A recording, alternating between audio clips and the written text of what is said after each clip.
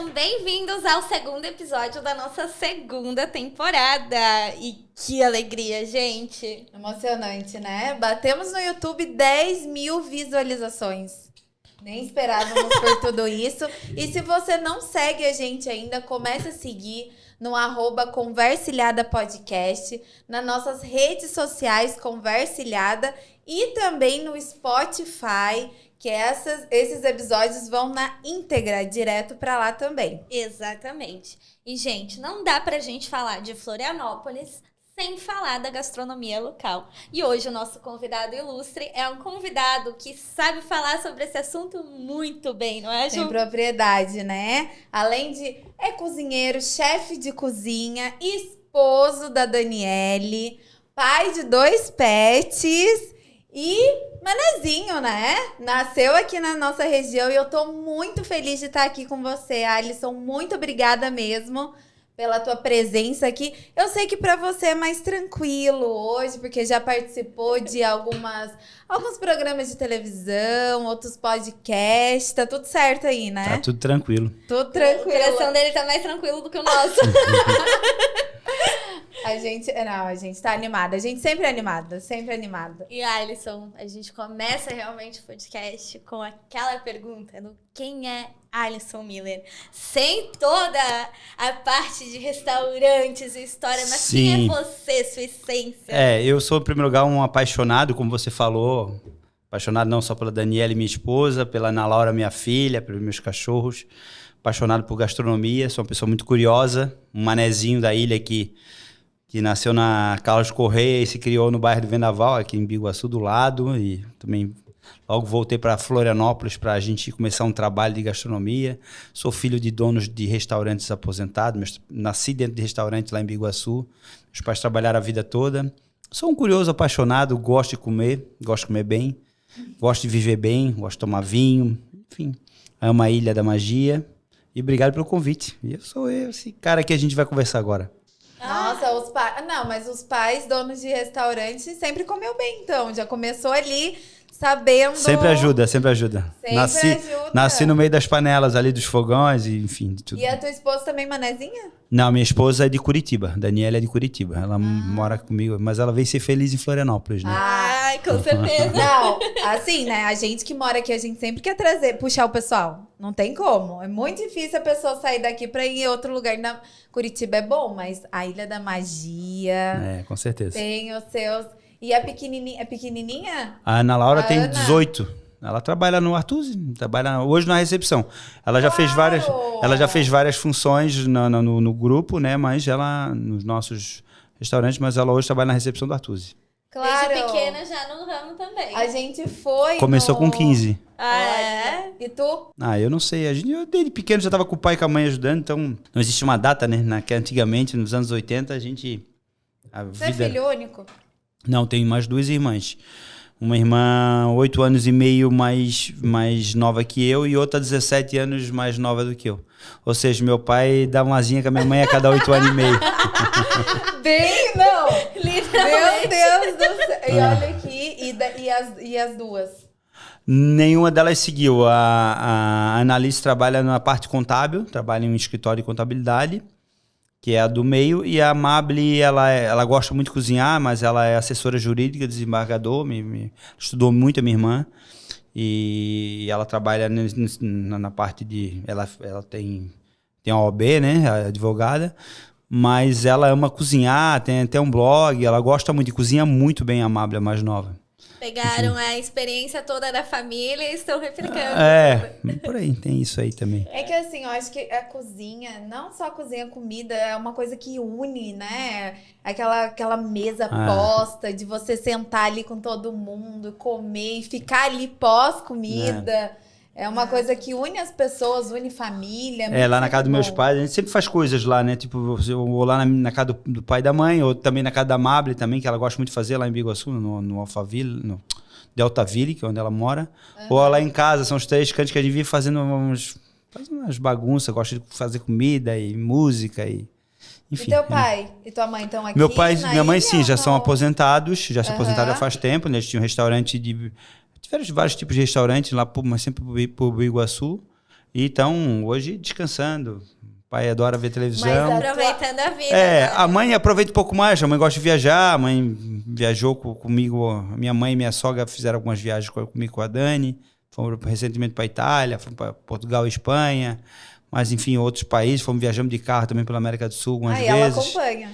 E ela adora. O pai eu gosto de ficar em casa. Não vai. Caseiro. Tá, e a ideia do restaurante, teu pai que teve a ideia ou foram os dois, assim, teu pai e tua mãe? Foi Tua os mãe dois, também o pai curtia? tinha ideia e a mãe seguia o que o pai Ela fazia. curtia também a mãe cozinha. seguia o que o pai fazia. Vamos lá, já que E foi. foram vários restaurantes, né? Pizzaria, enfim, teve bar em campo de futebol, no BAC. Teve muita coisa. E a vida toda. A gente fala muito nos episódios da cultura como era Floripa anos atrás. A gente teve alguns convidados aqui que basicamente moldaram o norte da ilha. Eles contam que há 20 anos atrás era carroça, era carro de boi, era tudo isso. Como era pra você viver, crescer aqui na Ilha da Magia?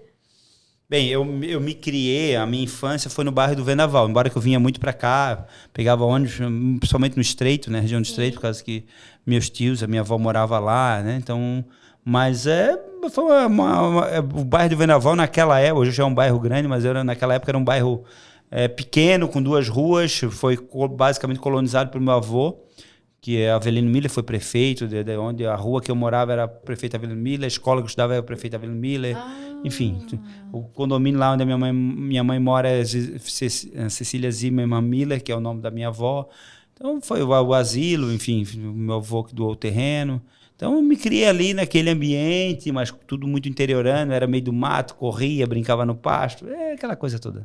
Jogava futebol, sempre gostei muito de jogar futebol. Caía, ralava o joelho, voltava Vivia pra com o casa. joelho ralado, com certeza. Época boa, saudosa. A infância minha foi muito boa. A adolescência foi um pouco mais difícil, tive que sempre ajudar o pai e a mãe, final de semana os amigos iam sair, tinha que ficar...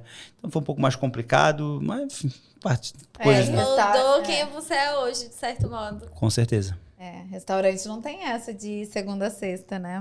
Não. E eu tenho uma frase que eu sempre falei, eu prefiro folgar numa segunda ou numa terça, podendo sair, passear, ter dinheiro no bolso, do que ficar um domingo em casa só podendo assistir o Faustão. Então, sempre falei isso, nunca me incomodei com isso, nunca me incomodei em trabalhar final de semana. Minha filha trabalha final de semana.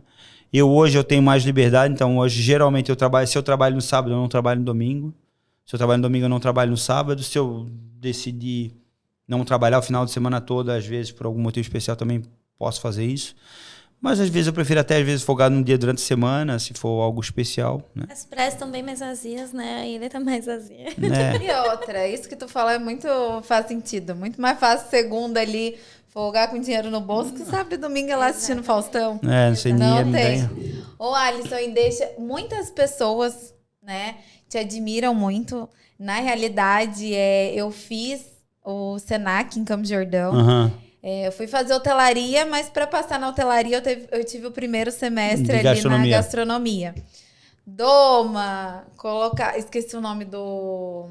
O toque. O toque. E daí não podia ter unha, não podia ter isso, não podia ter piercing, não podia ter aquilo. Eles passavam algodão na barba dos meninos, porque se tivesse uma coisinha, já tinha que voltar para fazer. Então, ele sempre foi muito regrado, né? E eu vi que naquela época... E olha que eu fui fazer hotelaria. Naquela época, tinha também o curso de gastronomia. Isso foi em 2010. Tinha o curso de gastronomia, mas eram muito poucas pessoas. Muito poucos... alunos. Muito poucos alunos e tudo mais. E até vim conversando com a Mari no carro, como a profissão mudou de um tempo para cá. Ela tá sendo muito bem vista, sabe? A gente vê outras portas também, como programas de televisão, canais de televisão. Hoje é chefe de cozinha. Hoje você vê que a gente tá em 2023, de 10 anos para 2024. 10 anos para cá mudou muito a visão da gastronomia. Houve uma glamorização da gastronomia, né? Houve. Eu acredito que veio muito antes ainda da pandemia. Sim. A questão de você analisar num completo a experiência gastronômica. Não é mais aquela questão de sentar e comer. Não. sentar, um local, um atendimento, tudo, é o contexto inteiro. Eu acho que as pessoas começaram a se voltar mais para esse, de certo modo, priorizar um pouco disso na vida delas também.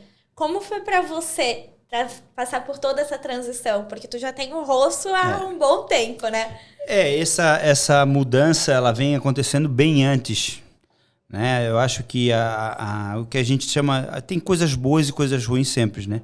Mas a glamorização da gastronomia é uma coisa, a valorização da boa gastronomia é outra, né? São coisas que tem que saber separar. A valorização da gastronomia, ela sempre existiu, assim, nos anos 60, 70, só que sempre muito mais focada num público que tem uma condição financeira melhor para ir no restaurante, coisa e tal. Embora que na Europa, por exemplo, isso é secular e o ato de ir no restaurante é muito comum.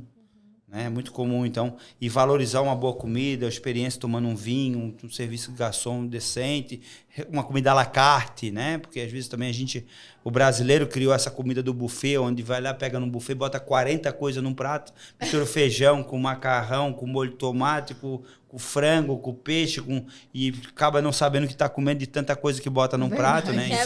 Isso é uma coisa que não existe nos países que têm uma cultura gastronômica maior.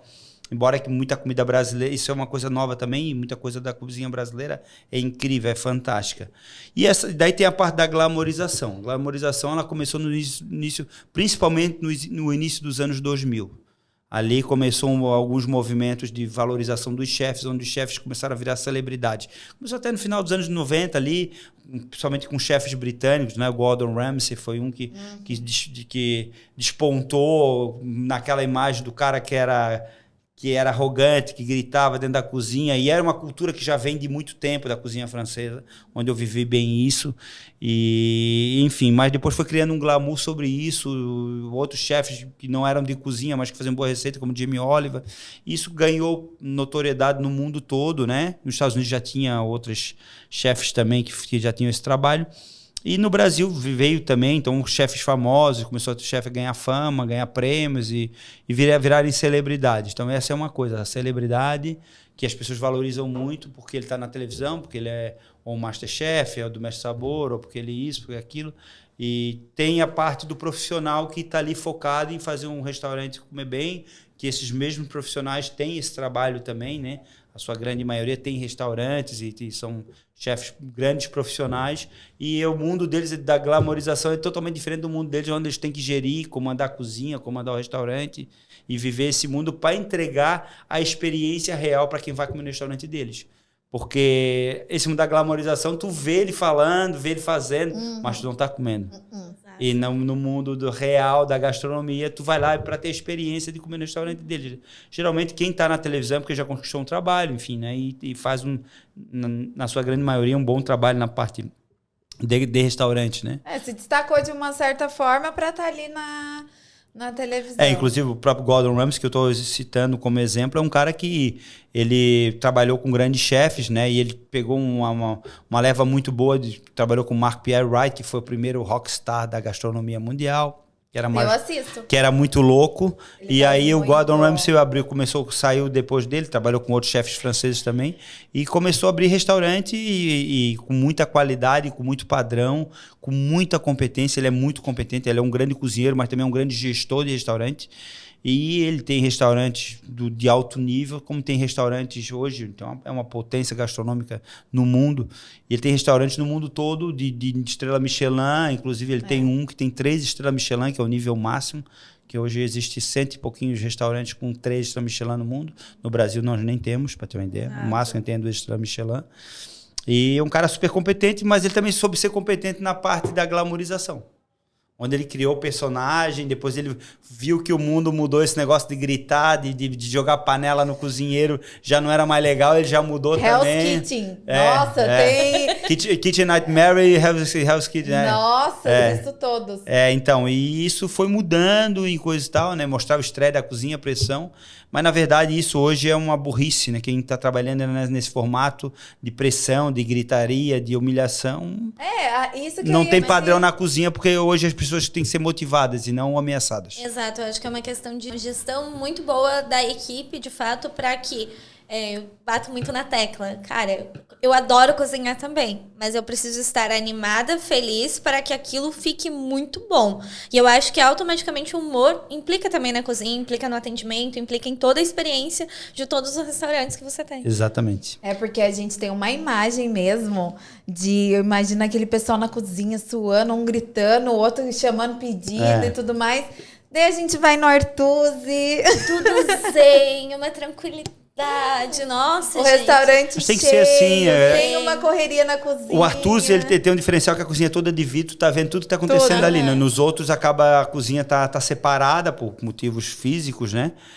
Mas é assim, é isso. Se tu entrar ali, se for no El Senhor, por exemplo, que é do lado ali, tu vai no banheiro, tu vê a cozinha toda. Tu tá no banheiro, tu vai para entrar no banheiro, tem uma portinha, tu tá vendo lá. E lá tá a minha chefe e a minha subchefe tocando um forno a carvão de 500 quilos, que atinge temperaturas altíssimas, e tocando, mandando bala, botando tudo naquele forno a carvão e fazendo comidas maravilhosas e super tranquilas, entendeu? E comandando os cozinheiros lá. Então, assim, a gente tem que trabalhar motivacional. Eu foquei na gestão de empresas, lendo livros sobre gestão de fabricação de automóveis. E deixa eu te perguntar. Que não tem nada a ver com Nada gastronomia. a ver. Porque gestão é gestão. Gerir pessoas, gerir processos é a mesma coisa. Um exemplo, Pessoas, é sobre pessoas.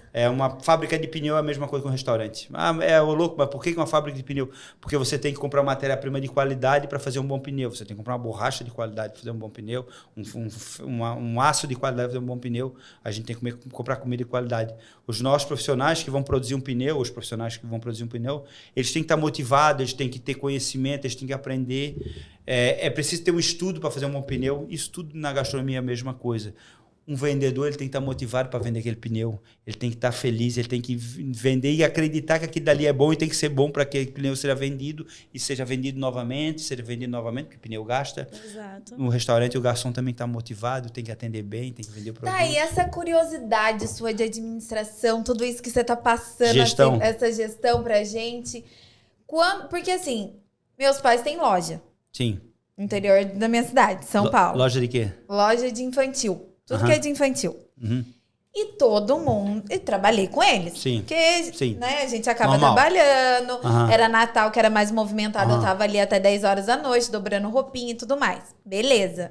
Só que todo mundo acreditava que eu ia seguir aquilo. Ia fazer o quê? A Juliana vai assumir Aham. a loja e tá tudo certo. E eu saí. Realmente não era aquilo Sim. que eu queria. Não é a tua vocação. Não era a minha vocação. Quando que você realmente falou assim, não, eu gosto do que faço, pai, a partir de agora eu quero gerir. Como que foi? Isso nunca aconteceu porque eu nunca geri os negócios do pai e da mãe. Começou do nada. Eu trabalhei com o pai e com a mãe até os 18 anos. Daí, 18 para 19 anos, eu saí e tive uma grande oportunidade na minha vida e considero que fui vendedor da PepsiCo, que é a Elma Chips. Sim. Eu tive a oportunidade de ajudar, começar no estágio de verão e virar depois vendedor, muito jovem. Então eu trabalhava com aquelas combis, vendendo Ruffles, chips, no grupo Elma Chips. E hoje é os caminhãozinhos.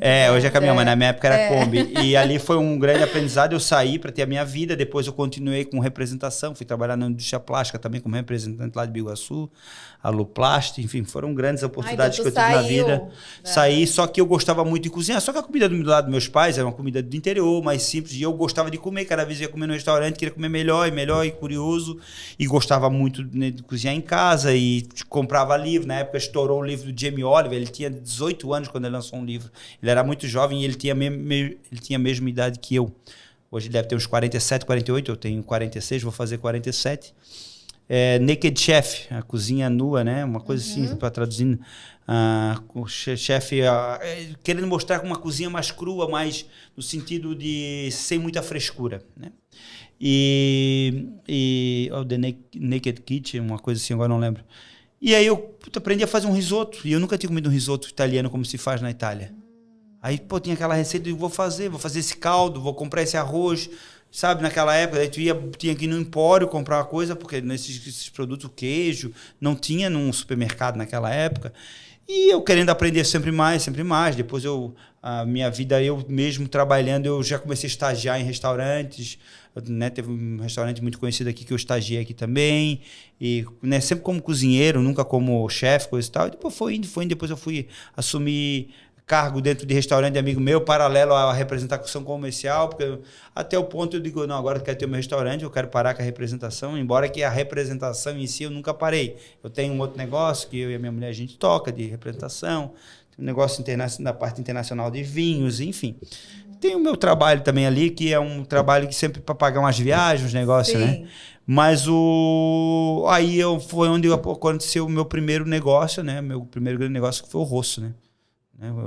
Antes disso eu trabalhei no restaurante de outras pessoas e estagiei em São Paulo também, num restaurante de um chefe famoso também, televisivo também. Na época ele não era famoso nem televisivo. Quem? O André Mifano, ele trabalha hoje com a Multishow, ele tem um The Taste Brasil, ele teve vários programas aí.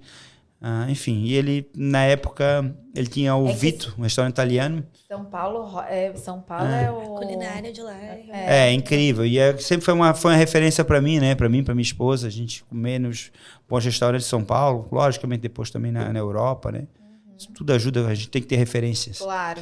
Eu sempre falo para meus cozinheiros, referência é mais importante que atitude.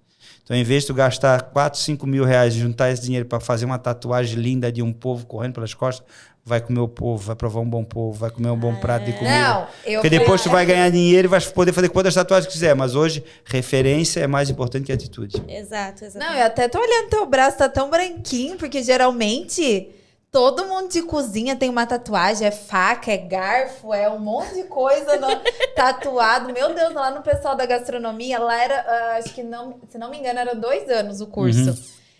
Tu começava tudo assim, ó, não tinha nada. Quando era no último ano, todo mundo com facas, repolho, tinha até repolho, peixe, tudo. E prato. eu falava assim, gente, por que isso? Não, porque eu amo, é o meu, tá tatuado. E eu tô olhando o Alisson aqui, ó, tá tão eu sempre acabo pegando o caminho diferente do que se segue. Não é só não é só o que na questão de tatuagem. Eu acho muito legal a minha filha com 18 anos, eu digo, filha, não te tatua, deixa eu fazer 18 anos. Quando ela fez 18 anos, ela fez 8 pequenininhas de tatuagem. E ela gosta. Eu acho tatuagem eu acho igual a andar de moto. Eu acho bonito, mas nos outros. Eu não gosto de mim.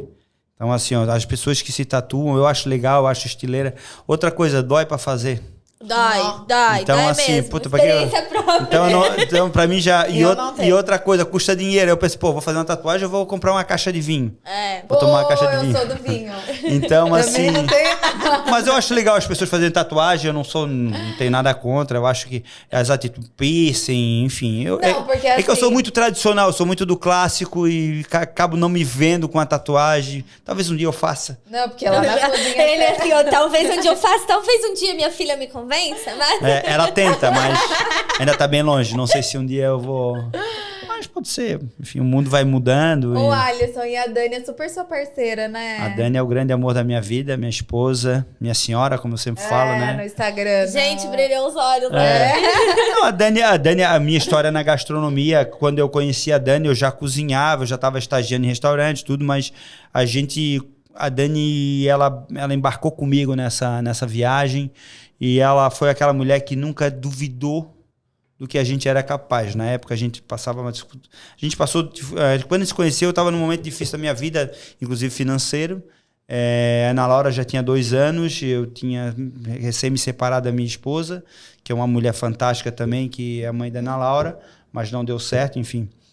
E a Dani é uma mulher que adora comer bem, então assim, ó, eu estagiava num restaurante e aí eu levei ela para jantar naquele restaurante, um dia para jantar, e eu vi que ela se emocionou com a comida, e eu vi que ela gostava de comer tudo, que ela, não como isso, não tinha, carne era mal passada, e assim, ela é uma pessoa muito íntegra, sempre foi muito correta com as coisas, não aceitava aquilo que não fosse correto, e foi encaixando muita coisa, e muitas peças foram se juntando. Alguns meses depois a gente já estava morando junto, e depois a gente nunca mais se largou, a gente nunca mais viveu um dia não estando juntos, até hoje. Ai, é tão bom chegar em casa. Já faz 15 anos de casado. Meu Deus, 15 anos. Vamos comemorar agora em maio, a gente vai para América Central ali, curtir ali em Ai, que delícia! Sambarte, no Caribe, vamos aproveitar. Vamos aproveitar. É tão bom, ela né? merece. Olha lá, Dani. Não, e é tão gostoso a gente chegar em casa e poder compartilhar com a pessoa que tá do teu lado, né? Porque, assim, Alisson... É bem legal. Porque tu olha o Alisson hoje. A gente tem uma imagem, a pessoa que te enxerga de fora tem uma imagem, pô, o Alisson, os restaurantes, toda aquela... Mas ninguém sabe a trajetória, né? Eles podem, né? Parece que é tudo tão simples. Pô, 5 restaurantes, o Rosso, super famoso, super, né? Ali na... Qual que foi a ideia até do polvo? Porque ali é reconhecido pelo polvo. O polvo veio depois de abrir o restaurante. Eu criei o prato polvo a rosso. Eu já sabia cozinhar polvo, aprendi uma receita do Betinho, um chefe que era o chefe do Bistrô da Câmpora, cozido no azeite, cozinhava no azeite, tipo confitado, que era muito bom. Mas depois aprendi uma receita portuguesa, na época, lá por 2008, 2009, sei lá. E eu reproduzi ela, cozinhei ela. E aí eu... Pô, agora como é que eu vou finalizar esse polvo? E aí acabei criando com um toque japonês, um molho tarê que eu aprendi a fazer. Eu fazia lá no Rosso, um produto nosso que é a mandioquinha, que existe no Brasil, e fiz um prato original, fiz para uma turma que foi jantar lá, e a pessoa, pô, adorou o prato, não sei o quê, e depois eu disse pro pessoal, a gente vai voltar aqui semana que vem, mas tem que fazer esse prato novo. Aí depois alguém perguntou, pô, dá para fazer aquele prato que o meu amigo comeu? E aí eu fui, pô, o pessoal gostou mesmo, vou botar no cardápio. E eu botei e virou um sucesso o polvo hoje. O Rosso é um restaurante de referência em polvo nacionalmente, as revistas depois, quando a Forbes fez aquela matéria, né, que ela fez que ela viu que a gente consumia aquela quantidade toda de polvo, intitulou o Rosso o rei do polvo, né? Sim. O pessoal diz que eu sou o rei do polvo, mas na verdade é o Rosso que foi intitulado. E aí outras revistas fizeram as matérias também, enfim. E aí o Rosso cresceu muito, o restaurante hoje tem 45 funcionários dentro dele trabalhando. Não, e é um lugar maravilhoso lá. E, enfim, tô feliz. E como que é a ideia, por exemplo, assim, ó, tu abriu o Rosso. Sim. Super sucesso, é conhecido como a Casa do Povo. Sim. Fato. Norte da ilha inteiro, quer comer polvo, é no Rosso. Não deixem de ir, gente. É, muito bom. E qual que é? Daí você foi dar o segundo passo. Qual que foi o próximo restaurante que tu abriu? O Artusi. 4 anos depois. 4 anos depois. E também o Artusi é conhecido com o prato do nhoque. Exatamente. 2 restaurantes num estilo totalmente diferente um do outro. Gostar de pratos diferentes. Na verdade são... então, já que a pergunta nesse sentido assim, ó, o Rosso é um restaurante de cozinha teoricamente regional, é um restaurante de cozinha do mar, está na beira do mar, então a gente trabalha frutos do mar. Porém, eu criei os pratos do Rosso e que viraram clássicos da ilha. Então, tipo, o arroz de polvo com linguiça blumenau que eu criei lá, o polvo a rosso, são pratos que o peixe na crosta no Mão Siciliano, que hoje muitos restaurantes estão reproduzindo. Às vezes a minha mulher olha, pô, olha só, esse aqui tá copiando, esse aqui tá, olha só, esse aqui também tá fazendo esse prato. Eu fico feliz, porque apesar da pessoa não botar meu nome no prato, coisa e tal, mas eu vejo que tá virando um clássico, que foi eu que criei. Né? Então, aí o copiando, né? Então, e aí a gente, lá também eu lancei o risoto linguiça blumenau, também, que a linguiça blumenau é nossa aqui, é um produto fantástico. E fui criando sobremesa, criei o semifredo doce de leite, que eu tenho nos meus restaurantes praticamente todos. É um clássico também, e que depois, hoje tem vários restaurantes fazendo, enfim. E depois em 2010 eu abri o Rosso, em 2014 eu abri o Artusi. Eu já estava, né, eu já gostava da cozinha italiana, já tinha ido para a Itália, me apaixonei mais, comecei a me aprofundar, principalmente pela cozinha da Emília-Romanha, que é uma região central da Itália, ali onde tem Bolonha, Módena, Imola, enfim, Parma. E aí eu comecei a estudar mais essa cozinha clássica italiana e eu lancei o Artusi. Aí a gente criou esse cardápio do Artusi. Na verdade, o Artusi ele foi aberto por um amigo meu e ficou 6 meses, não deu certo. Eu assumi, mudei completamente o cardápio, mudei a proposta, transformei no restaurante italiano. E o Artusi virou um sucesso também. A gente foi construindo o Artusi, foi crescendo aos poucos. Graças a Deus. Mas essa ideia de, por exemplo, de ter um prato que deu um boom, isso daí Não, isso foi sem querer. Isso aí, o nhoque a gente lançou, as pessoas adoravam. E aí a gente tinha só aquele nhoque de mandioquinha, filé mignon e molho rôti, aí tinha outros pratos. E aí ele saiu muito, e aí o pessoal ia comer o nhoque, tem que ter um nhoque com frutos do mar, tem que ter um nhoque com ragu de cordeiro. E a gente foi criando, né, enfim, e aí virou a referência. Daí do Artusi... Aí eu lancei o Do Pescador, que era um restaurante dentro do hotel, que na pandemia eu saí do hotel. O Do Pescador é um restaurante de cozinha mais portuguesa, com frutos do mar. E aí fechei logo na sequência, quando veio a pandemia, e reabri do lado do Artusi, só que daí eu mudei o nome, eu botei El Senhor, assador de brasa, porque daí eu queria cozinha portuguesa e espanhola, porque eu também já estava apaixonado pela cozinha espanhola. E eu comprei esse forno espanhol, um Josper, que é um forno que assa com carvão, e ele é incrível.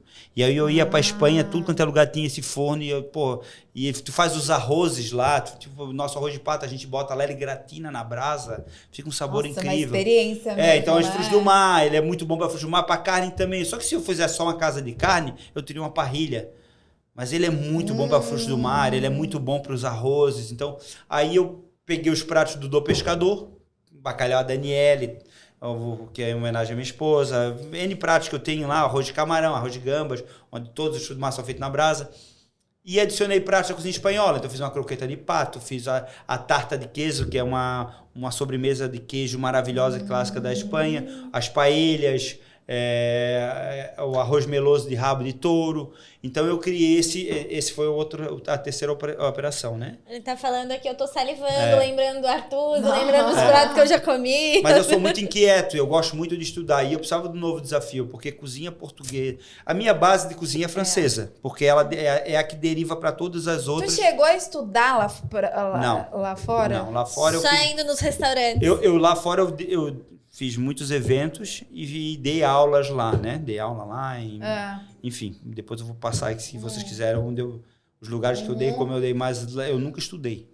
Eu nunca fiz uma faculdade, nem um cursinho de gastronomia. Qual que é a famosa Eu sempre estudei nos livros, coisas e tal.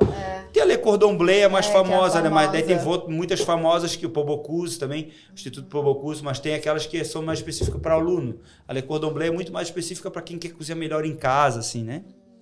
E depois do El Senhor, eu tive um desafio muito novo, muito doido, que eu amo a cozinha japonesa. Só que comecei a gostar da cozinha japonesa além do sushi. Né? Bons restaurantes, eu tinha uma boa referência de um grande amigo meu que tinha um restaurante assim, tem um restaurante assim, que é o Tantan Noodles Bar, que faz lamen, que faz entradinhas maravilhosas, pratos muito legais da cozinha japonesa. Que lá no Japão, o sushi é só uma pequena parte do que se serve de comida. E aí eu me desafiei a aprender porque toda a técnica não tem nada a ver com a técnica francesa de caldos, de tudo, né? E aí eu me desafiei a criar uma comida moderna, jovem, para um ambiente moderno, jovem, de cozinha japonesa. Claro, com suas derivações coreanas e chinesas, né? E aí eu criei o Karaban, que é um Asian Street Food, lá na Mercadoteca. Aquele bolinho de frango molhadinho, com aquele pãozinho gergelim preto em cima. É o baú, Então, esse é um sucesso total. Toda vez que eu vou. E foi um nicho totalmente fora da curva do que tu estava acostumado. Fora da curva do que eu estava acostumado. E esse cardápio do Karaban, ele é muito único, né? E a gente focou muito nos fried rice. Então, a gente começou... Quando eu botei o cardápio na empresa que faz a impressão, o cara falou assim, tá, cara, desculpa, mas eu adoro comer. Eu não sei nem o que significa bao, karaage, fried rice... Gyoza eu sei o que é, e yakisoba eu sei, mas o resto eu não sei nada disso aí. O que é isso aí, cara? E tu vai botar um cardápio onde as pessoas não sabem o nome, eu digo, vou botar o nome. As pessoas não precisam saber o nome, elas precisam comer bem. E tipo, a gente tem o tonkatsu fried rice, que é um fried rice, que é aquele arroz salteado com legumes e coisa e tal, com aquele porco empanado e coisa e tal, que é o prato que mais sai lá. Tonkatsu fried rice. Até hoje, as pessoas, tem gente que já comeu aquele prato mais de 300 vezes e não sabe falar o nome. É aquele prato com pouco parado. Importante as pessoas serem felizes. E foi um grande desafio hoje. O Karaban é um sucesso, onde todo mundo quer que eu replique em outros food hall, coisa e tal. E como que você estuda o local? As pessoas te convidam? Como que é abrir um restaurante? O primeiro foi bem complicado. Eu precisava de sócio investidor, porque eu não tinha dinheiro, estava fodido. Precisava do local. Então, eu tive que dar meus pulos, né? Meu sócio investidor que investiu em mim são meus amigos de infância, o Robson e o Link, que tem 50% do nosso negócio. E só precisaram investir nesse negócio. Depois desse nosso negócio, o Rosto foi construindo os outros, né? Sim. E são grandes amigos meus, sócios até hoje. Só falo que se eles só deixam de ser meu sócio se eles quiserem. Eu acho que eles também não vão querer, porque é rentável para todo mundo. Mas e aí, somos uma família, somos todos uma família. A esposa deles, os filhos deles, nossos filhos. Então a gente se criou muito junto. E somos amigos desde a adolescência. Mas os outros depois oferecendo, pintar. O Artusi teve essa situação, que pintou o ponto. E O cara da me ofereceu. Na Mercadoteca eu já estava dando as cartas, aí o pessoal já sempre corre atrás de mim, aí eu vi, pô, tô com um novo desafio, quero esse novo desafio, quero fazer uma cozinha japonesa, mas não quero fazer uma cozinha japonesa sushi, não quero fazer uma cozinha japonesa sofisticada, eu quero uma coisa que popularize. Ali eu acho que acertei na veia. O nome ninguém decora, o nome dos pratos ninguém decora, mas todo mundo sabe o local. o que a gente vende é bizarro, a nossa venda lá, puta, tudo funciona muito bem. É um sucesso que eu deveria replicar, mas vai dar muito trabalho e eu não tô querendo sair da ilha por enquanto. E o bom é a mentalidade, né? Eu tenho um novo desafio, tá? Eu mesmo me coloquei esse desafio pra fazer. E o cardápio foi todo eu que criei. Na época eu até queria pegar uma consultoria para me ajudar, mas eu acabei estudando e, puta, deu muito trabalho. Tipo aquele karaguê, aquele franguinho frito, ele é um dos pratos mais consumidos no Japão. Que ele é uma sobrecoxa de frango, tem uma marinada de um dia pro outro. não é E uma seco. pelinha bem fininha e crocante por fora. Aquilo ali, para ficar naquela crocância, na hora que... E o molho? Foi uma trabalheira, o sweet chili. molho. Então, assim, eu comecei a estudar aqui dali, testar muito, errava.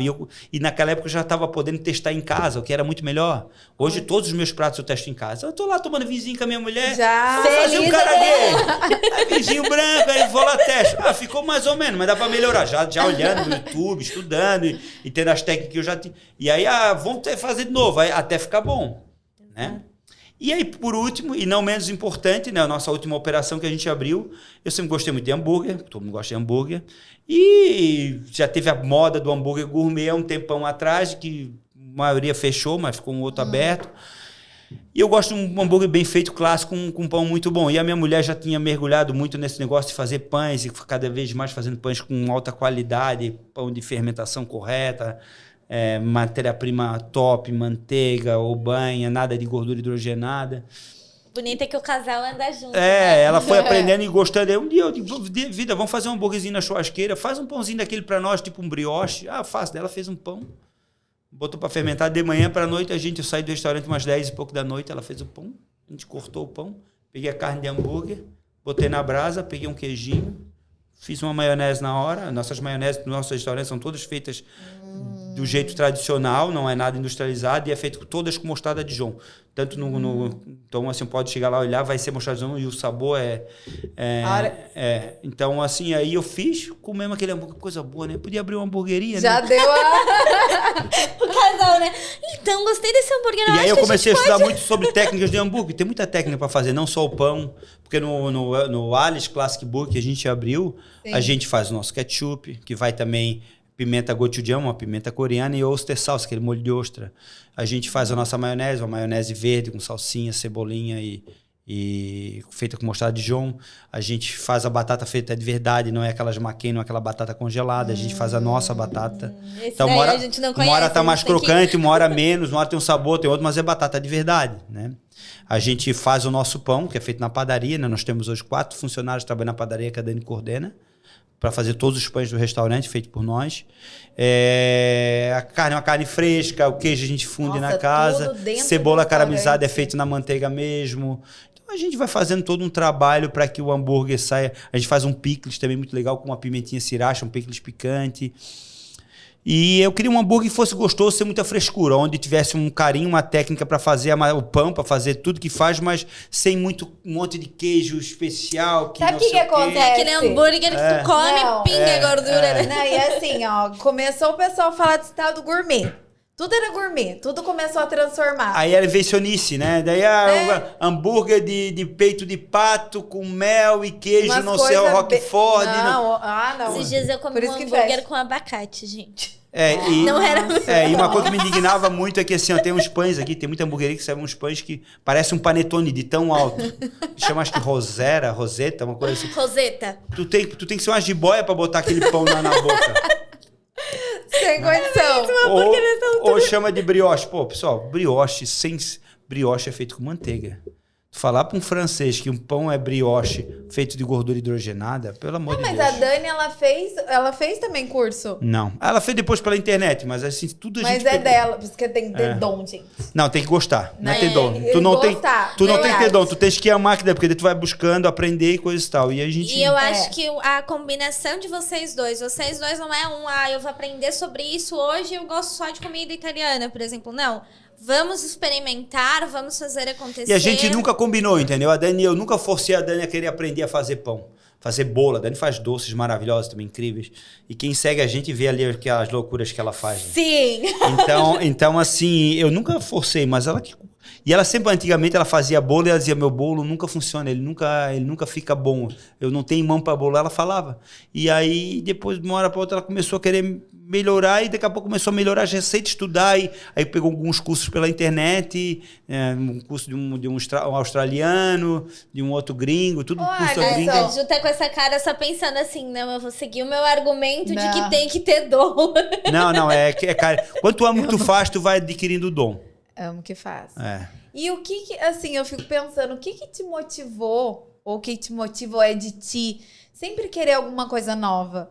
Porque o que acontece? Muitas vezes a gente dá certo naquilo, pô, tô bem, tô com uma vida boa, alcancei certas coisas, tá tudo certo, mas você não. Eu alcancei, tá, vamos lá, agora eu quero algo diferente. E daí eu cheguei naquele patamar. Não, mas vamos tentar algo diferente aqui. E sempre buscando coisas que não são da sua triviais. Rotina, né? Coisas. Os níveis os estilos de restaurante que eu tenho são únicos.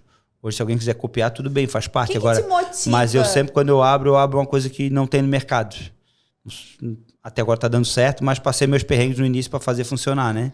Mas é aquela ideia de tive essa experiência viajando para determinado lugar, por que aqui em Floripa não ter experiências assim? Isso é a referência, né, que eu digo. Toda vez que eu viajo, assim, as pessoas falam, nossa, viajar para conhecer os pontos turísticos. Eu adoro, eu viajo, eu vou para os pontos turísticos. Mas eu vou em todos os tipos de comida locais, porque eu gosto de ter a experiência. E, ao meu ver, eu não tenho a experiência geral sem a essa é a melhor culinária. coisa.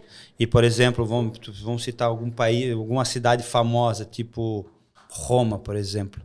Roma é uma cidade, né, a maior cidade da Itália, capital da Itália, de uma cultura gastronômica fortíssima, pratos clássicos.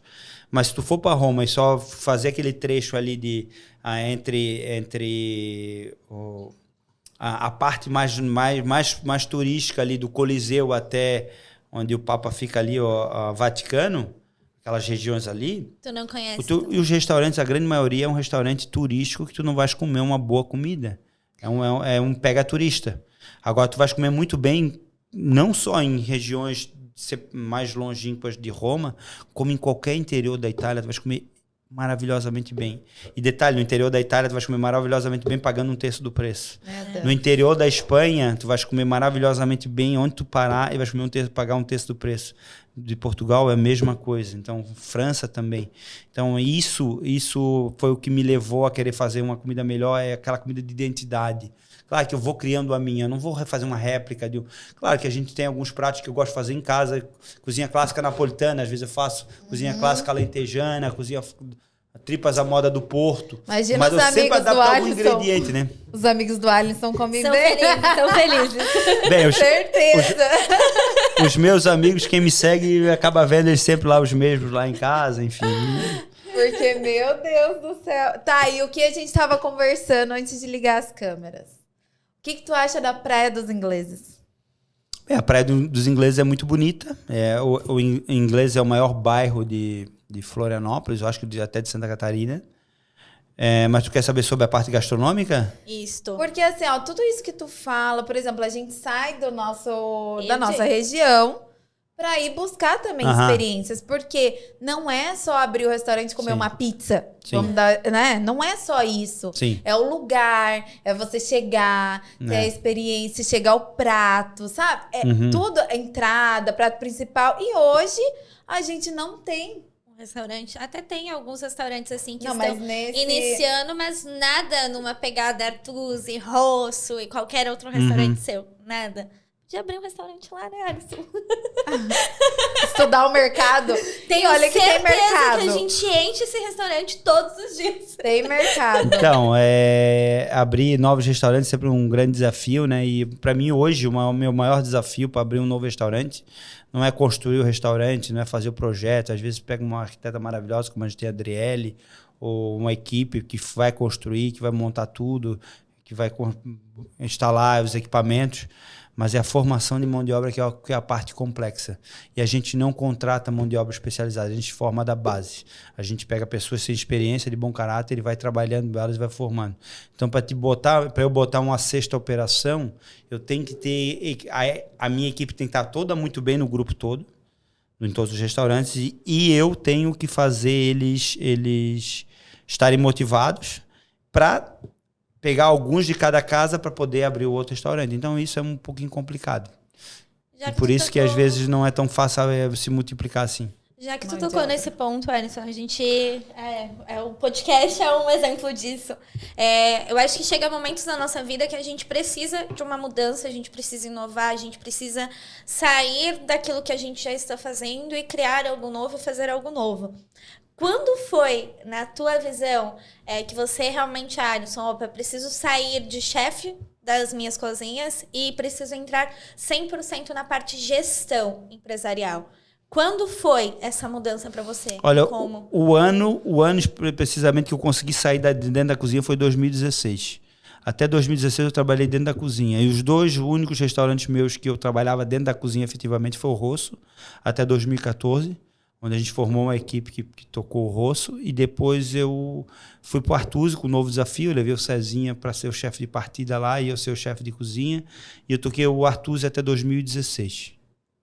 Já entendendo que não dá para ficar dentro de uma cozinha tendo 2 restaurantes, porque tu tens que estar dentro da cozinha, mas está acontecendo coisa no salão que tu tens que estar vendo. E lá no Rosso, que é 15 km de distância. Vários espaços. Então, aí e eu já comecei a focar na gestão muito no início do negócio, porque eu vi que só cozinhar bem não é suficiente no restaurante.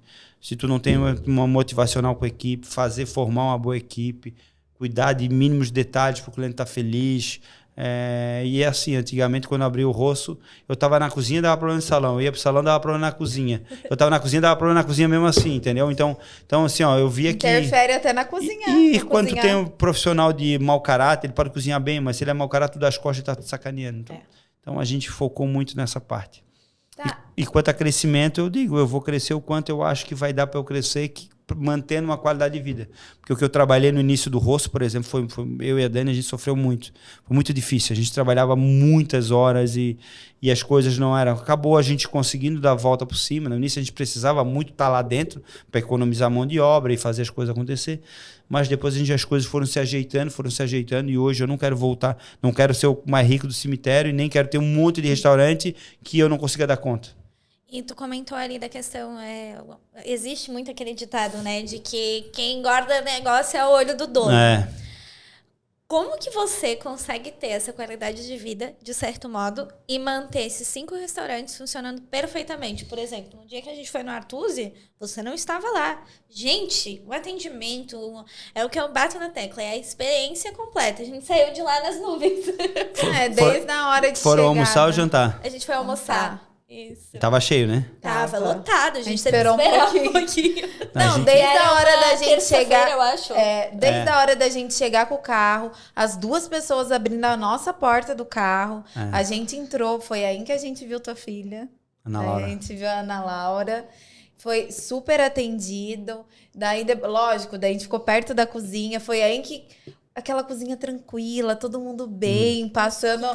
E ao mesmo tempo, todas as mesas lotadas, os garçons perfeitamente vestidos, uma padronização assim que realmente é o que tu falou, mão de obra.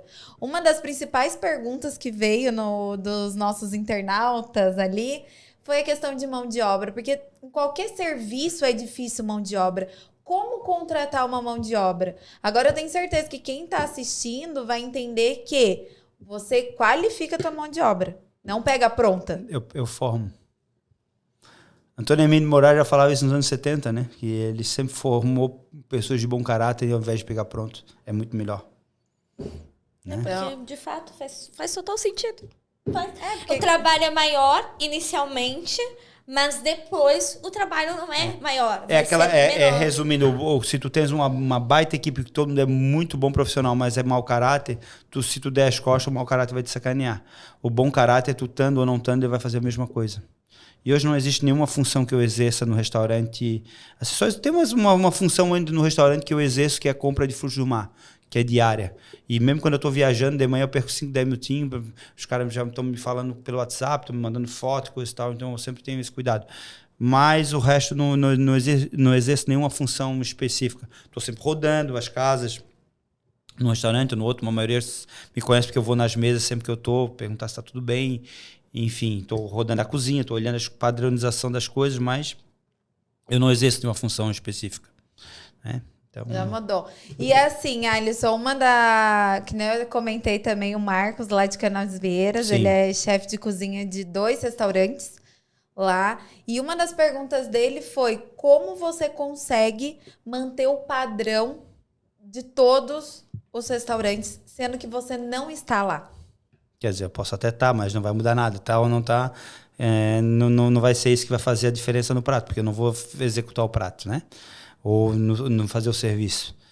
O padrão é muito focado nisso, né? Trabalho, carinho e formar pessoas de bom caráter, porque quando o bom caráter ele vai fazer sempre a mesma coisa, o mesmo carinho.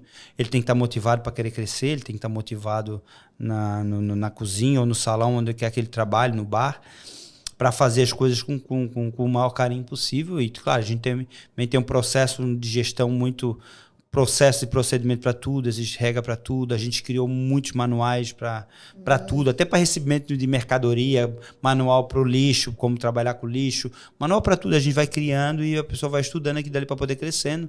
Temos o trabalho de formação para que um auxiliar de cozinha, um cara que trabalha na pia, vire terceiro cozinheiro, depois segundo cozinheiro, primeiro cozinheiro, chefe da partida, partida de chefe, sim. E a gente tem que mostrar para essas pessoas que elas podem chegar lá.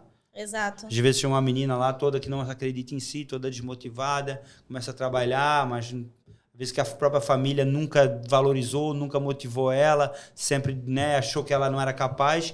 E aí a gente vai lá, tá vendo aquela guria lá? Ela é a chefe de cozinha do restaurante e tal, né? Disse que ela ganha um belo salário, coisa e tal. Ela começou a não saber picar uma cebola. Às vezes eu uso tipo a Maciele, chefe do El Senhor. No El Senhor tem uma chefe mulher e uma subchefe mulher. E a Marcela, quando chegou no rosto, ela não sabia picar uma cebola. Ela foi crescendo, ela foi aprendendo, a gente foi trabalhando ela, via que ela era bom caráter. Ela foi indo, hoje ela é a chefe do El Senhor. E essa parte então, de mulher na cozinha? Para mim, mulher, homem, gay, transexual, preto, branco, Bolsonaro, Lula. Eu quero pessoas de bom caráter. A parte das pessoas, hoje em dia a gente precisa de pessoas que queiram vencer na vida, que queiram comprar os nossos sonhos junto com a gente, né? Acreditar nos nossos sonhos e realizar os delas através dos nossos também. Então esse é o caminho. Não tem problema com mulher, tem mulheres na liderança. Claro que dentro de um restaurante a maioria sempre é homem, né? O homem entra mais dentro do restaurante, mas eu tenho muitas mulheres na operação e inclusive coordenando, né? Tipo no próprio Rosso eu tenho no salão, tem 2 mulheres fantásticas, a Kelly e a Cid, que ajudam a tocar o salão, metria. Hoje, no geral, tem quantos funcionários? Colaboradores? Vai dar? Na casa de 170. Mas tudo, né? Eu tenho também funcionário que trabalha numa parte, a parte que são meus funcionários no estacionamento, nas 2 operações, são bastante funcionários, deve ter uns 10, 12. Eu tenho uma funcionária só para fazer sorvete, porque a gente produz nosso sorvete. Eu fiz a Universidade del Gelato Carpegiani, então eu faço o meu próprio sorvete. Nós temos 4 funcionários na padaria, que é a parte que fornece os pães só para o nosso restaurante, que também é nossos funcionários. Então eu terceirizo muito pouco. Eu não gosto muito de terceirizar para manter padrão. Não tem terceirização. Tornou, de certo modo, especialista em tudo que você vai fazer. Antigamente a gente comprava sorvete de um artesanal, que dizia que era artesanal, mas fazia sorvete de gordura hidrogenada. Era um pouco melhor que esses daqui, bom, coisa e tal, era. Mas não era um puta sorvete. Eu ia comendo nos restaurantes top de São Paulo, da Itália, da França. Pô, que sorvete bom, que gosto de baunilha, isso é baunilha em fava, pô, esse pistache, pô, isso aqui é fruta mesmo.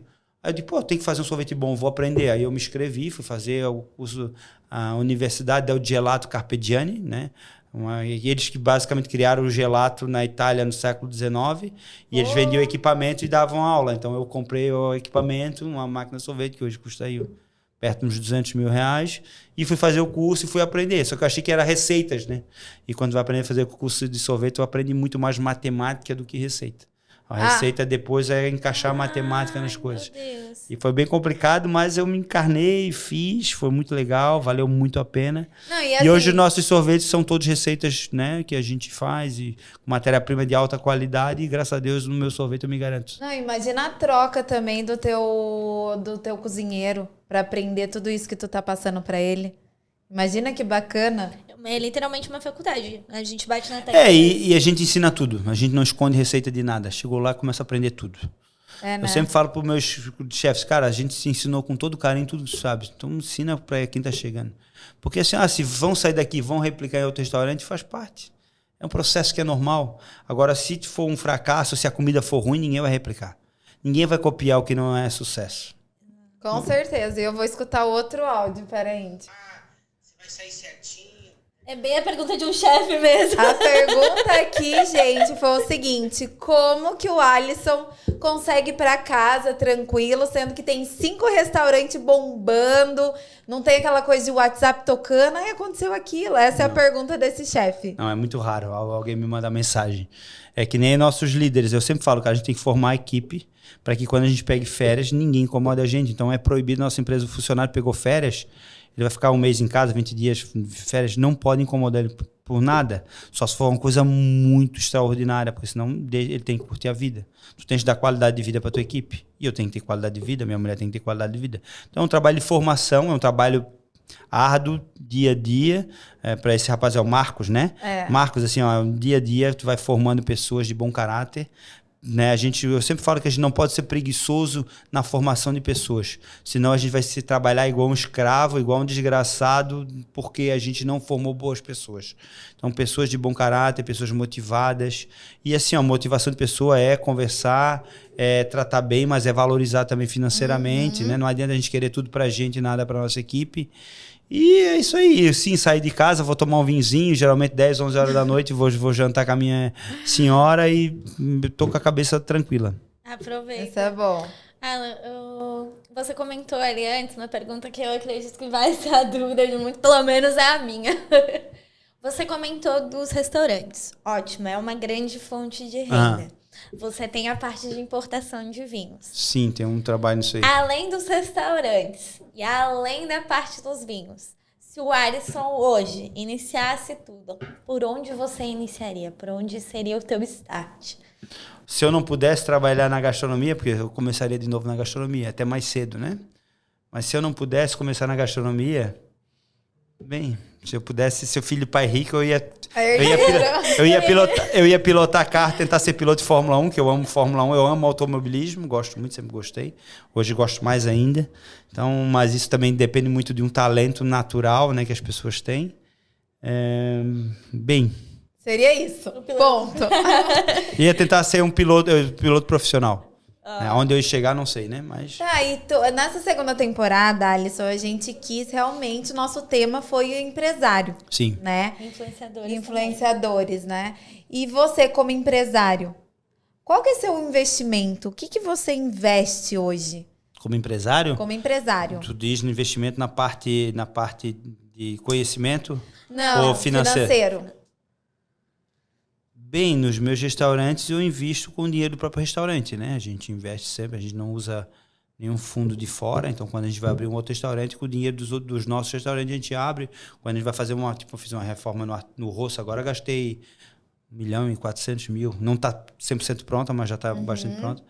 E no Rosso, na casa na frente que a gente pegou, né? Então, mas a gente usa do próprio restaurante. Mas eu digo... Eu não invisto muito fora isso, não tem nenhum outro... É isso que eu ia falar, assim, no sentido de imóveis... se eu faço... não, eu tenho uma casa que a gente mora, eu e minha senhora, né? Meus cachorros. A minha filha não mora conosco, tá sempre lá, mas não mora conosco.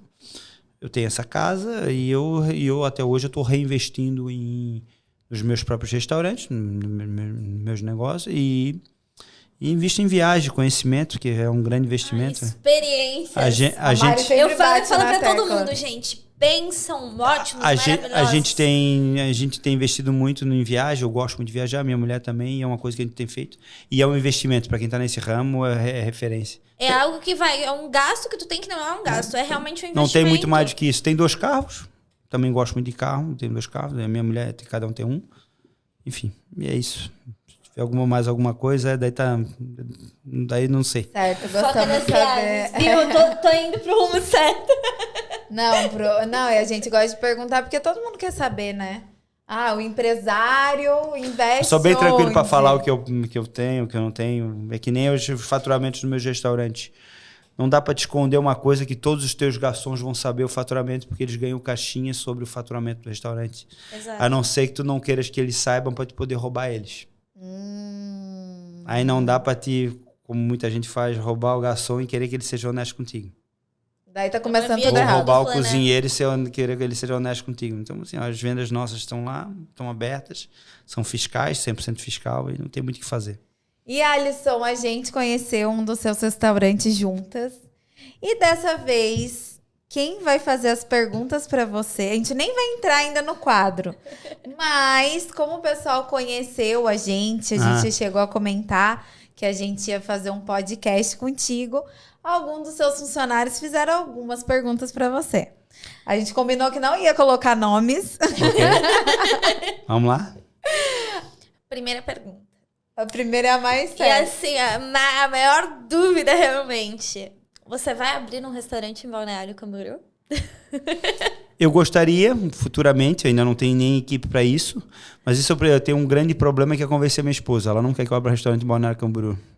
Então isso é um processo que vai A rotina, Mas a mantém o qualidade alto de padrão vida. aqui e faz o público de Balneário vir pra cá. porque Balneário está a 70 km de distância, queira ou não queira, eu rodo todas as casas. O dia que eu for para Balneário, eu não faço mais nada, eu vou para lá.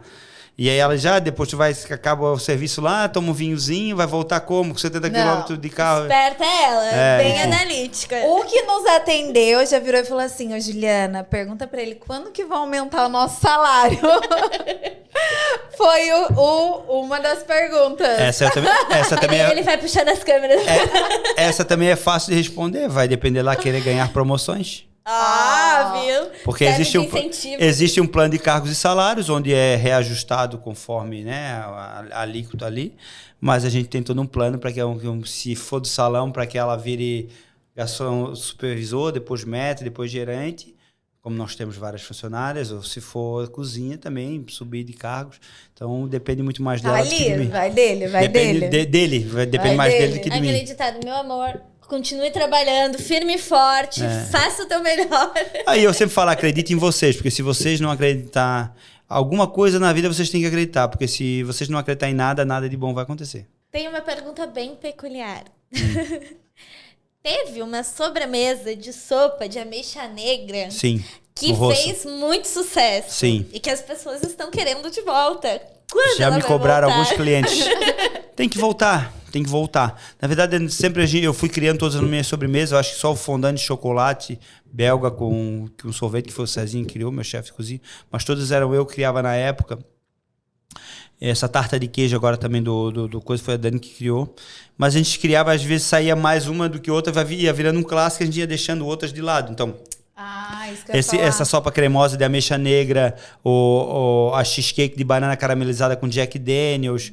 Teve o tiramisu de frutas vermelhas, que foi uma inspiração num prato de um chefe de São Paulo, amigo meu também, do Renato, que foi ficando pelo caminho, porque se não vendia tanto. Mas eu vou dizer que essa sopa de ameixa negra é uma coisa que está na hora de eu voltar a trabalhar ela. Queremos experimentar, fiquei porque até com falaram tão vontade. bem. É muito bom, era um clássico do rosto, mas isso já tem mais de 10 anos. Então, ó, a gente vê a pessoa já antiga, cliente antigo. Vamos para nossas perguntas do Instagram. Então agora temos o quadro do Vai e Volta Conversa Ilhada, que quem faz as perguntas é os nossos ilhados, as pessoas que realmente curtem e seguem você e tem você como inspiração pra eles. Vamos lá. Nossa, é muita pergunta. Pergunta pra Tu é caramba. querido, hein? Tu é querido? Vai depender da pergunta, né? Às vezes não. Vamos lá, então. Qual, tu? Ó, falaram ali como surgiu a ideia do Rossi criar o Prato do Povo, já foi contado. Sim. Eu vou perguntar, então. Pergunta aí. Você já tinha imaginado chegar ao topo da gastronomia como chefe, como empresário? Bem, o topo é uma coisa muito subjetiva, né? Eu sou muito feliz no que eu faço. Eu não me considero um cara mais top da gastronomia do mundo, nem o pior, mas eu tô numa cidade que eu amo, numa ilha que eu amo, tenho uma família que eu amo, trabalho na profissão que eu amo. Então, assim, eu me considero uma pessoa, inclusive, muito rica por ter tudo isso, né? Porque riqueza se mede dessa forma no meu conceito. Eu não imaginava chegar onde eu cheguei, porque minha vida sempre foi muito difícil. Eu acho que houve um pouco de competência, um pouco de sorte, um pouco de casualidade, onde tudo se juntou para a gente chegar aí. Tomara que eu me mantenha nesse padrão, nesse carinho por muitos anos. Se eu puder crescer, ótimo. Se eu não puder crescer, quando assim, também já tá bom. Ô, Alisson, e pra quem tá começando agora? Querendo ser chefe, qual que é a dica que tu daria pra essa pessoa? Foque nas referências, busque referência e não atitude. Você precisa aprender sabendo o que é bom. Se for para ser chefe, não adianta você querer já virar um Masterchef, porque Masterchef é um programa de televisão. Você tem que querer ser um cozinheiro, um excelente cozinheiro, se dedicar, aprender, ter fome por conhecimento. E hoje, na minha época, era muito difícil. Até no restaurante que eu estagiava, no intervalo eu ficava lendo os livros que tinha lá para poder aprender, porque na época não tinha YouTube, não tinha todo esse acesso. Tá na mão, né, que agora. Tava tudo muito fácil, né? E hoje as pessoas têm preguiça disso. Até estava falando com um cozinheiro meu que faz faculdade, e ele faz uma faculdade lá, já dei aula lá várias vezes, né? E só que eu digo, o desinteresse das pessoas, o professor não sabe, eu levei um robalo e não sabia que era um robalo, o professor de gastronomia. Não dá. Sabe, assim, é difícil isso. Então, assim, você tem que querer conhecer, você tem que querer ter referência, você tem que comer bem. Se você não gasta um pouco do seu dinheiro, eu ganho um pouco, separa um pouco desse dinheiro para gastar comendo bem, para ter referência, saber o que é bom. Porque sempre sobra dinheiro para fazer uma tatuagem, sempre sobra dinheiro para botar um piso, para ter uma roupa de atitude, gastar não sei o quê. E tem que sobrar para comer bem, muito na frente do que comer. Porque eu vou dizer uma coisa para vocês. No início, eu gastava o que eu tinha e o que eu não tinha para comer bem. Porque eu sabia que era isso que ia... Uma porque eu amava e outra porque isso ia ser o diferencial. Então tem que ter referência, mais do que atitude. Boa. Bom, e estamos ali com vários restaurantes que comprovam que a experiência é o que mais vale. Vamos lá. Não que a gente também não erra, a gente comete erros nos restaurantes, enfim, a gente busca sempre o melhor, mas... Qual foi o grande erro que tu virou e falou assim, poxa vida, esse eu Então podia... eu vou contar uma história bem macabra pra vocês depois, mas eu vou contar no final, então, porque é um pouquinho mais longo. Então beleza. Vai fazendo as perguntas, depois eu vou finalizar com essa... Então vai. Quando vai sair um restaurante francês com o toque do Alisson aqui na ilha? Bem, pessoal, eu sempre brinco porque a minha cozinha, eu comecei a estudar a cozinha francesa, né? Minha base é francesa. E eu não tenho um restaurante francês, eu tenho um restaurante de cozinha espanhola e portuguesa, um italiano, um de cozinha japonesa, um de cozinha de hambúrguer, enfim, e um de frutos do mar, né? Mas, enfim, talvez um dia saia, talvez não. Ô, Alisson, né? Ó, não é possível... Adoro cozinha francesa, tá? Sei fazer bastante coisa legal.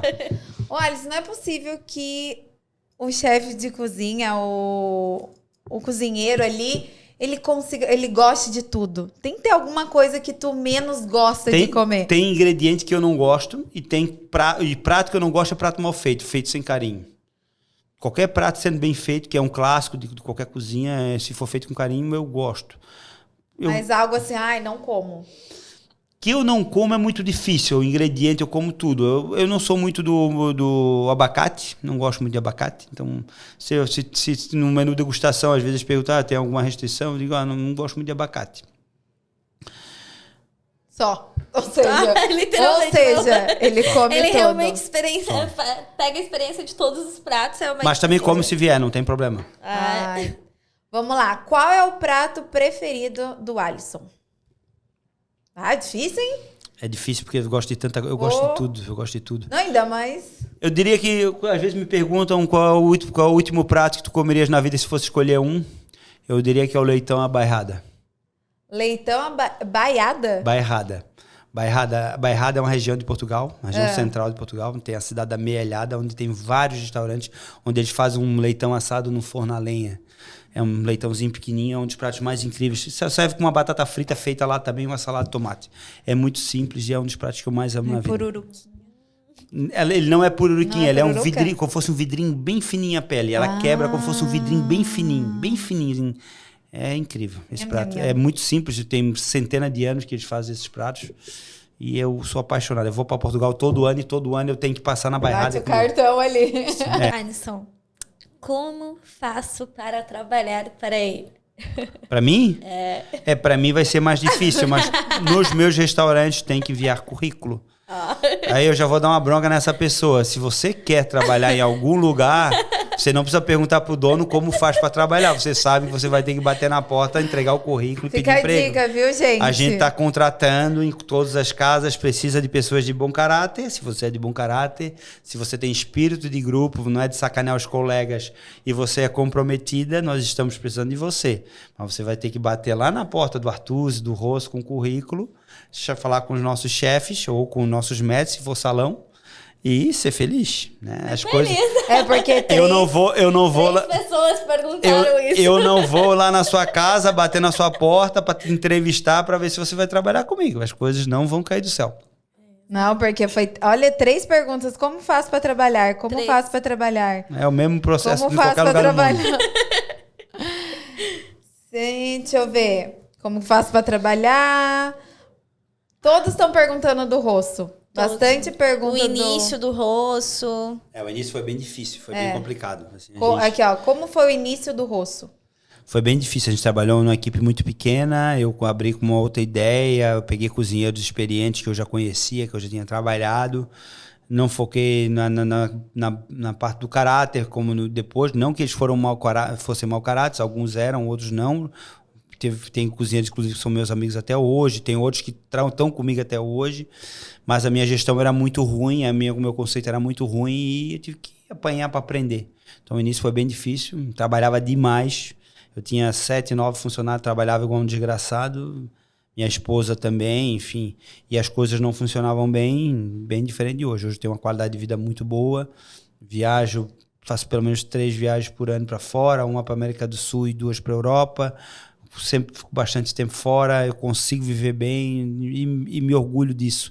Muito mais do que ter qualquer outro bem. Poder estar com a minha mulher, às vezes com a minha filha, às vezes com a minha mãe, com a minha sogra, a gente viajar, conhecer e trazer inspiração para novas ideias nos restaurantes. Então, mas é importante a história, porque muita gente acha que fulano de tal chegou no topo, mas bombou. Como tem realmente muita gente hoje... É um trabalho de médio e longo prazo. Eu nunca acredito no modismo, igual o restaurante. Eu nunca abro um restaurante, convido a turma da modinha, a hype, que vai postar no Instagram, que vai fazer bombar no primeiro mês, porque eu preciso daquele cliente que seja fiel, que vá o tempo todo. E não aquele que, qual o restaurante tá bombando, vai todo mundo, aí agora tá bombando o outro, vai todo mundo pro outro restaurante e aquele fica vazio, entendeu? E os meus restaurantes, eles se constroem a médio e longo prazo. Eu nunca abro um restaurante que tá estourado. Eu nunca abro assim, ele sempre vai crescendo aos poucos. Porque o estilo de público que eu pego é aquele que gosta de comer bem, só que ele é muito difícil, que ele já é fiel a outros restaurantes, então tu conquistar ele é um trabalho. Não, eu vou falar, quem foi a primeira vez, com certeza vai voltar. E a gente se esforça para isso. Às vezes a gente erra, então a gente tem todo um carinho eu também entendo que é uma boa gestão. Não é porque o chefe de cozinha está trabalhando naquele restaurante que vai ser sucesso. Eu acho que o sucesso é você fazer o restaurante andar sem você estar ali. Eu era meio radical no início, eu dizia que chefe de cozinha era aquele que estava dentro da cozinha, senão não era chefe, ou que não era... E aí, uma vez também teve uma enquete que eu falei isso, e o cara falou, então Alain Ducasse não é chefe de cozinha. Que é um dos grandes chefes franceses, tem... Em restaurantes tops, vários 3 estrelas Michelin, 2 estrelas Michelin. Então tu é chefe de cozinha e ele não é, né? Eu olhei assim, que merda que eu tô falando. Porque o Alain Ducasse não toca nenhuma das cozinhas dele. Paul Bocuse não tocava nenhuma das cozinhas dele. Então, grandes cozinheiros. O Gordon Ramsay, que a gente falou, não toca as cozinhas dele. Então, e aí eu comecei a entender que, cara, não precisa estar dentro da cozinha, agora tu tens que começar a aprender para depois ensinar. Tu vais ter que começar de alguma forma, né? Não dá para querer já começar sendo o Gordon Ramsay. Não que eu queira ser o Gordon Ramsay, no sentido de vou virar o Gordon Ramsay, que tem um projeto fantástico de restaurante, hollywoodiano de programa de televisão, mas eu tenho meu trabalho e eu tô contente com ele. Mas o Gordon Ramsay, ele trabalhou muito, ele ralou muito, ele estudou muito, ele pegou muita referência, foi muito criativo no que fez, errou também. Se você ver os livros Brincando com Fogo dele, ele tem alguns livros que falam muito da parte de gestão dele. Se você for ver a história dele, até a parte onde ele foi enganado pelo próprio sogro, que era sócio dele. Então ele teve vários tropeços, mas ele tropeçou querendo sempre aprender e sempre buscar o melhor. E essa é a nossa vida. E agora eu tô curiosa, qual que é teu perrengue? Qual que foi o maior Esse eu vou falar por último. Eu vou falar por último. Pode fazer as perguntas. Eu sou a louca da curiosidade. Hora que vocês falarem assim, ó, pode falar não vai ter mais perguntas, daí eu vou contar. Eu sou a louca da curiosidade. Então pode falar, porque aqui a maior parte das perguntas a gente já respondeu no podcast. A maioria ali, todos perguntando. Então tá, eu vou contar uma história que é muito legal. É. Que aconteceu, quer dizer, muito legal, foi bem desagradável, foi bem pesada, mas depois me trouxe uma grande lição. Eu tinha o rosto já fazia 2 anos e era um Dia das Mães e o rosto era um restaurante bem menor, com muito menos funcionários, devia ter uns 9. Naquele dia devia trabalhar uns 13, porque daí tinha um extra ou outra. Um domingo, Dia das Mães, trabalhando na cozinha. A Dani estava lá entre o caixa, a recepção, fazendo tudo. E equipe de salão, cozinha. Tinha morrido a mãe de um garçom meu. Não, ela tinha tido um AVC na noite anterior. E ele veio trabalhar mesmo assim. A mãe dele morava muito longe. Ele disse, não, tem que fazer, vou trabalhar. E existia 2 mesas grandes naquele almoço. Mesas uma com 12 e outra com 13 pessoas. Uma do lado da outra. E aí lotou o restaurante, Dia das Mães, eles não estavam preparados. Meu mise en place era mais ou menos... Mise en place é a pré-preparação, né, das coisas. Sim. E estava mal feita, né? Porque na época a gente fazia tudo muito na hora e não sabia fazer as coisas tão bem assim para fazer girar um restaurante. Eu focava muito na receita e não no processo e procedimento. E aí demorou muito os pratos das 2 mesas. E quando veio, eu mandei uma mesa, que era de 12 pessoas, o garçom entregou na mesa de 13 pessoas. Como eles estavam com fome, chegou na mesa, eles atacaram e comeram. E aí depois, sei lá, mais uns 15 minutos, eu mandei a da mesa de 13 pessoas para a mesa errada. Sim. E eles falaram, não é isso que a gente pediu. A gente tá aqui 1h30 esperando e chega o prato errado. E eu com a casa lotada, nadando, e já não tinha mais ingredientes tal, uma bagunça, enfim, um caos do cão. E aí eu fui na mesa e falei, eu já tô mandando os pratos de vocês, falei, vamos uma meia hora, não sei o quê. E aí, uma senhora que estava na cabeceira da mesa, devia ter uns 80 anos, 85 anos, uma senhora, no Dia das Mães, era a mãe de todo mundo que estava ali, né, a matriarca da família. Ela olhou assim, não, querida, a gente não quer mais comer. A gente está aqui já 1h45 minutos, quase 2 horas, esperando que a gente pediu. E ainda tu manda os pratos todos errados para nós. Eu não quero. Ah, senhora, eu faço questão, não, nem cobro os pratos assim, não quero, já estragou, já perdemos a fome, não sei o quê, a gente vai para minha casa, não sei o quê, meu filho aqui mora em Blumenau, veio para cá, minha filha mora em São Paulo, e o meu outro filho mora na Palhoça, veio todo mundo com as famílias deles todos, vieram para passar o Dia das Mães comigo. Ela assim, mas eu não estou tão triste assim, ela falou para mim. Eu até me acalantei nela, assim, eu não estou tão triste, até que de certa modo eu estou feliz, porque meus filhos são bem-sucedidos na vida e nenhum virou incompetente como tu. Ela falou assim, graças a Deus, graças a Deus eu não tive um filho incompetente como tu, que estragou um almoço do Dia das Mães.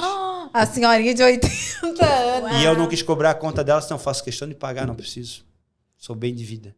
Mas tu nunca vai ser bem-sucedido. Aquele dia foi muito difícil para mim, foi muito difícil para minha esposa, foi muito difícil para a equipe toda. O rapaz que entregou os pratos errados, Imagina. Que teve eu podia ter falado que ele trocou os pratos porque a mãe teve um AVC na noite anterior. Mas não ia resolver. Eu não ia chegar nesse nível, eu não precisava disso. Eu tentei explicar e também não esperava que a moça fosse tão certeira para me magoar. E ela me magoou muito, me machucou muito, mas eu sou muito grato a essa mulher, muito grato. Em primeiro lugar, porque ela não é minha mãe, né? Mas em segundo e mais importante é que a partir daquele dia eu quis aprender que eu nunca mais vou passar esse tipo de vergonha. Eu vou fazer um mise en place bem feito, eu vou me organizar dentro de uma cozinha, eu vou me preparar dentro do salão, vou criar regra, vou criar processo, procedimento para tudo. Vai ter regra para tudo no nosso restaurante. Mas é um E aí, a partir daquele dia, que eu não dormi à noite, foi muito vergonhoso para mim, eu comecei a mudar o processo de cozinha dentro do meu restaurante, que eu só tinha o rosto. E aí, aos pouquinhos, eu fui crescendo com organização. Do limão, uma limonada muito bem feita. Não, mas é uns tapas na cara, assim, que a gente foi uma porrada, né? Foi uma... E ela, assim, ó, hoje se eu visse ela, não sei, isso já faz fazem uns 10 anos que isso aconteceu, mais uns 12 anos. Provavelmente ela não esteja mais nem viva, ela devia ter uns 80 e poucos anos. Mas se eu visse ela, eu ia agradecer. Eu primeiro mostrar que também não fui tão ruim assim no final das contas. E que a minha mãe, a minha mãe tem orgulho de mim. Ela também estava de cabeça quente, com fome também, às vezes, né? E para mim, eu precisei daquilo. Foi ótimo para mim. Eu levei uma porrada. A minha mulher também ficou muito mal com isso. Eu me perguntava se eu realmente servia para aquilo. Porque na época eu já não estava bem financeiramente. Aí quando bombava, tu fazia um monte de merda. Então tu te sentia, pô, eu acho que eu não sou tão bom. Aí às vezes um restaurante de comida de bosta lotado e tu via lá, tinha um restaurante do lado que depois fechou, que vivia lotado, a comida era ruim. Eu não entendia aquilo, cara, e enfim. Cara, que paulada, hein? Foi porrada. Que porrada, né? Mas tem muitas outras histórias pra contar, mas fica para outros podcasts. Nossa, mas essa da senhorinha, pô... Mas então tá, né, Mari? Acho que tá bom por hoje, né? Depois dessa história, eu tenho certeza, Alisson, que muitos chefes de cozinha vão estar assistindo esse podcast. Com certeza. Principalmente pensando nessa parte de gestão. Porque geralmente todo mundo pensa na questão de patrimônio, do valor que vai entrar, o que eu tô gastando. E não é bem assim como você tá falando pra gente. E o quesito também mão de obra, que geralmente as pessoas têm a ideia de que vou contratar o melhor porque vai fazer funcionar e às vezes não. Você contratando uma pessoa que quer aprender vai ser muito melhor do que alguém que já esteja lá em cima, né? Então é isso. Como você se sente em participar do Conversilhada? Muito divertido, gostei do papo. E é um papo bem manezinho, um estilo bem manezinho de conversa, falar muito sobre Florianópolis, né? Eu adoro essa ilha me deu tudo e sou apaixonado por isso, por tudo aqui da ilha, né? Somos. Sempre falo que Florianópolis é o último lugar que eu quero morar na vida e se um dia eu tiver que sair de Florianópolis, eu não quero mais estar no Brasil, porque Florianópolis é realmente muito diferenciado, até do Brasil e até de outros... E quanto mais eu viajo pelo mundo, mais eu amo Florianópolis. Gosta de Floripa, é verdade. Amo muito. E sempre me convidar, o papo vai ser direto, eu não vou ficar muito frescura, não vou ficar tentando bancar. Não, o Alisson é super reto e direto. Não falar. Tem, né? É super reto e direto. Meu sobrenome é Miller, eu sou bem alemão pra falar. Não espera aquele cara... O convite foi em 10 segundos, gente. Obrigado. Alisson, muito obrigada. Tô muito feliz de conhecer pessoalmente. Obrigado, é um prazer, vocês, pelo Que história, projeto. gente. Que história. É uma trajetória muito bem vivida e muito bem aproveitada. Teve muitos tombos, teve muitas coisas boas e tem ainda, mas também vai ter outros tombos futuros também. Não, isso que eu tô... E eu conhecendo tu aqui, conhecendo mais você, eu tenho certeza que muita coisa vai vir por aí ainda. Obrigado. Tipo um restaurante nos ingleses. Quem sabe. Olha, eu tenho certeza que tu deve ter uma parte da tua equipe que mora no norte da ilha. Muito. Então, ó, viu? Ó, principalmente no Rosso, né? Que fica em Santo Antônio, eu tenho muito. Canasvieiras, ingleses e Santinho. É pra unir o útil ao agradável.